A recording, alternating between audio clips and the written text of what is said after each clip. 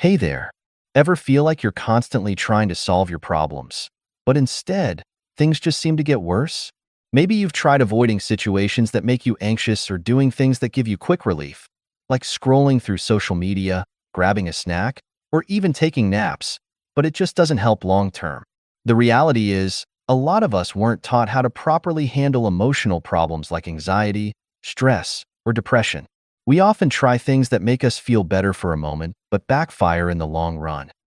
Let's talk about how this plays out. Have you ever avoided something you feared, like public speaking or a crowded place, thinking it would help your anxiety? Well, in the short term, you might feel relieved, but avoiding that situation only makes your fear grow. Or maybe you've tried to block out negative thoughts with distractions, but those thoughts creep back in even stronger later.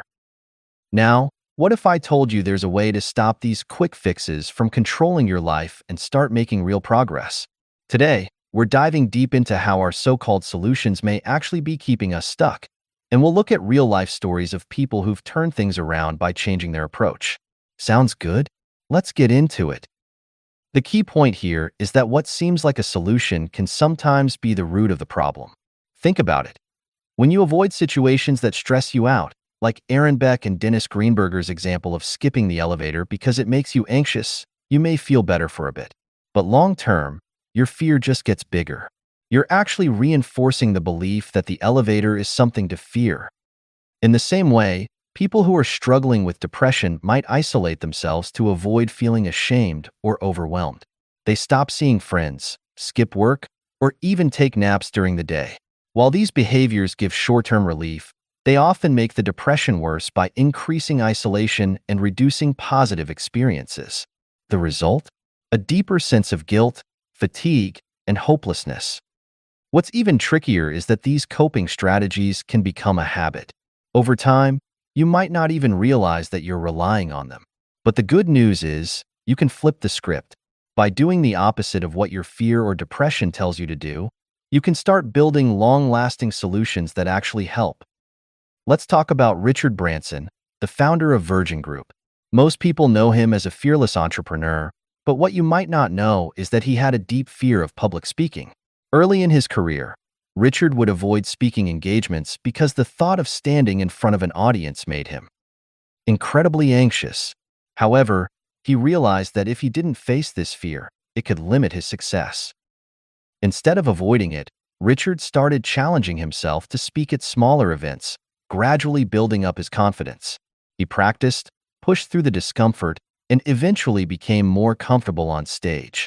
Today, Richard Branson is known for his charismatic presence and has delivered countless speeches around the world.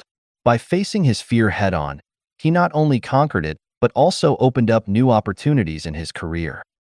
Now, take Sally, who was dealing with depression.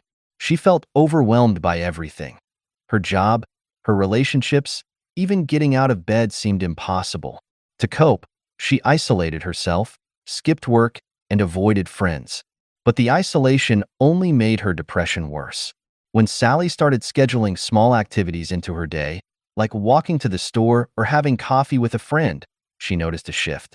Slowly, she started to feel more connected and less overwhelmed. Her energy levels picked up, and she began to regain control over her life. Then there's James, who had a fear of heights. Whenever he was in a tall building, he felt a strange, pulling sensation, as if he might accidentally jump. To cope, James would dig his heels into the ground and avoid high places altogether. But instead of letting his fear control him, James decided to expose himself to heights little by little. At first, he started with small challenges, standing on a balcony or going up a few flights of stairs.